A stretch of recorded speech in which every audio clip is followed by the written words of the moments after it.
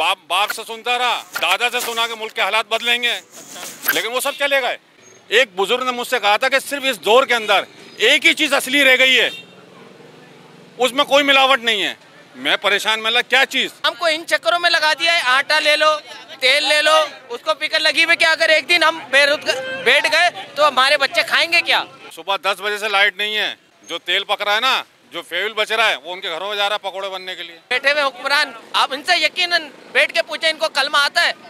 नहीं आता। दुरूद इब्राहिमी आती है? नहीं आती। अब ये इंटरव्यू पता नहीं तुम चलाओगे या नहीं चलाओगे, ये भी कंफर्म नहीं है। अभी सेंसर हो जाएगा, जैसा पता नहीं कमी तो तारी भी। मेरा 10,000 किराया है, बिजली का बिल मेरा 20,000 का आ रहा है, कहाँ से भरूं मैं?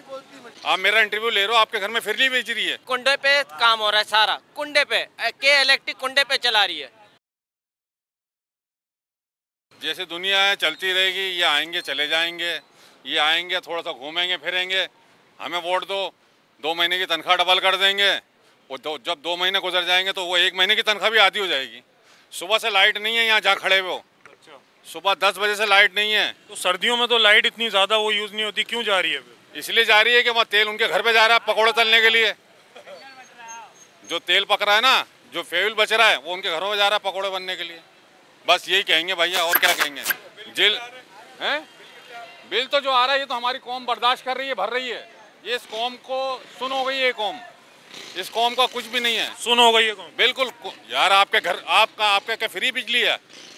आप मेरा इंटरव्यू ले रहे हो, आपके घर में फ्री बिज रही है, आपके घर में 15,000 का भी बिल आ जाएगा, आप भरोगे, क्योंकि आपको एक डर है कि जब मेरा घर बिकेगा तो ये 3 लाख रुपए जब भी मैंने भरने, तो भाई मैं अभी किस्तों में भर दूं।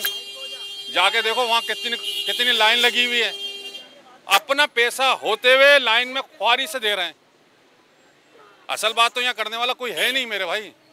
तो कैसे बदलेंगे इस मुल्क के हालात? इस मुल्क का हालात नहीं बदलते नहीं भाई। 50 साल का तो मैं हो गया हूँ, बाप से सुनता रहा, दादा से सुना के मुल्क के हालात बदलेंगे, लेकिन वो सब चले गए। और मजीद अब जो मरने वाले हैं उनको भी महंगा कर गए। अगर जोग्राफिया की तरफ जाओ ना तो बहुत गहराइयाँ हैं। तुम्हारे घर में भी सुकून नहीं है, उसके घर में भी सुकून नहीं है। जो कैमरे की मेरी तस्वीर बना रहा है वो भी यहाँ से जाकर जो है ना बीवी की बातें सुनता है कि तेल खत्म हो गया। बोलता है कल ही तो लाया था तेल, आज कैसे खत्म हो गया? तेरे घर वाले आ गए होंगे।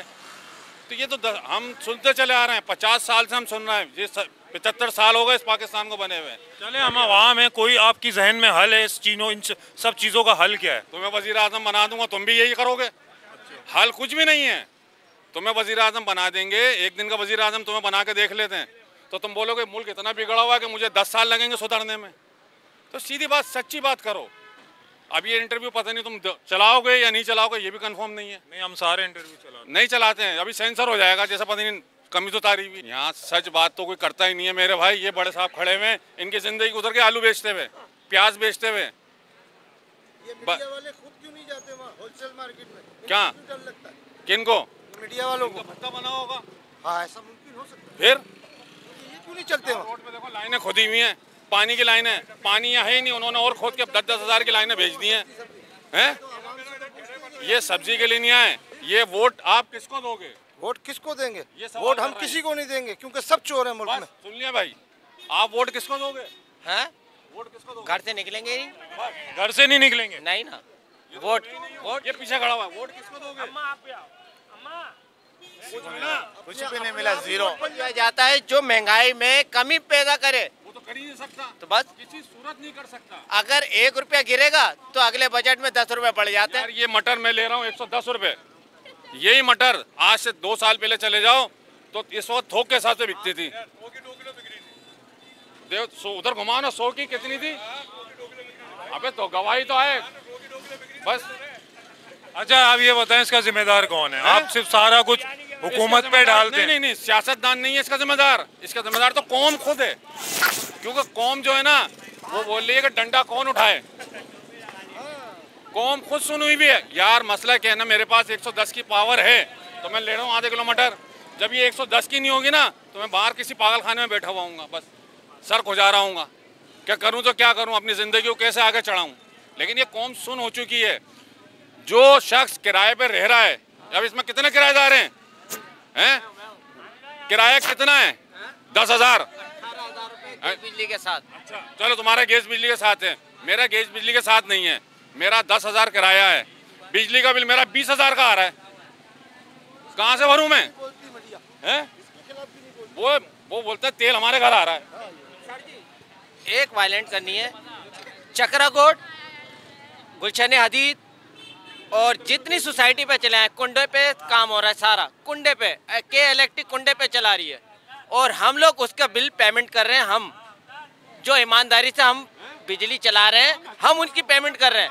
और एक फ्रिज, 4 सेवर, एक पंखा चल रहा है और बिल आ रहा है 20,000 का। हमको इन चक्करों में लगा दिया है। आटा ले लो, तेल ले लो, उसको पिकर लगी हुई क्या? अगर एक दिन हम बैठ गए तो हमारे बच्चे खाएंगे क्या? तो कैसे मसला हल होगा? मसला हल ये होगा कि जब तक यहाँ पर इस्लामिक कानून नाफिज नहीं होगा, कुछ नहीं हो सकता। मेन चीज़ है इस्लामिक कानून। कौन नाफिज करेगा? इस्लामिक कानून नाफिज करने वाले जो बैठे हुए हुक्मरान, इनसे पूछा जाए कि कलमा आता है? आप इनसे यकीनन बैठ के पूछे, इनको कलमा आता है? नहीं आता। दुरूद इब्राहिमी आती है? नहीं आती। तो ये कैसे सदर है? चलें, जाते जाते सिर्फ इतना बता दें, कोई आपके जहन में इसका हल हो। ये बताएगा ना हल। पाक के पास भी कोई हल नहीं है ना। कायदे आज़म लियाकत अली खान के मरने वफात के बाद सब चोर हैं। यार मैं आपको हकीकत बताऊं, कायदे आज़म खुद परेशान है। वो दूर से बैठ के देख रहा है कि यार मैंने करा क्या था, ये हो क्या गया। ये हकीकत है। देखो, तुम भी उसी माशरे में हो जिस माशरे से मेरा ताल्लुक है। तुम्हारे घर में भी बीवी है, बच्चे, सास है, माँ है, साले हैं, बहन है, भाई है। हर घर में ना ये जहनी टेंशन है। एक बुजुर्ग ने मुझसे कहा था कि सिर्फ इस दौर के अंदर एक ही चीज़ असली रह गई है, उसमें कोई मिलावट नहीं है। मैं परेशान, मैं लगा क्या चीज़? बोलने लगा साली एक टेंशन, इसमें कोई मिलावट नहीं है। ये है ना, ये बोल रहा मैं पैदा क्यों हो गया, ये थैली में लेके घूम रहा पैदा क्यों हो गया? क्योंकि इसके माँ बाप को पढ़ाई का और इसको सबसे बड़ा खौफ पढ़ने का।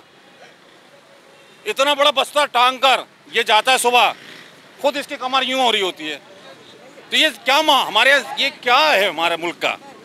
इंडिया चांद पे चला गया, तुम बोल रहे हो कि इंडिया चांद पे चला गया।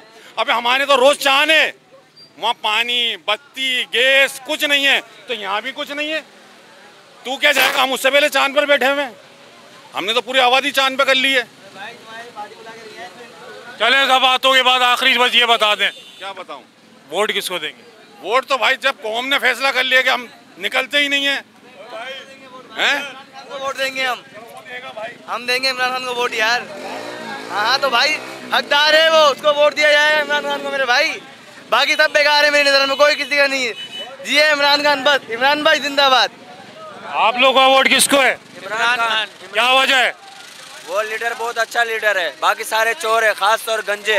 अच्छा, और उसके अलावा कोई मुल्क नहीं चला सकता? नहीं चला सकते, बच्चों का काम नहीं है, इमरान खान का सब कुछ है। वॉइस ऑफ नेशन की वीडियोस देखने के लिए हमारा चैनल सब्सक्राइब कीजिए और बेल के आइकॉन पर क्लिक कीजिए ताकि आप हमारी तमाम आने वाली वीडियो से बाखबर रह सकें।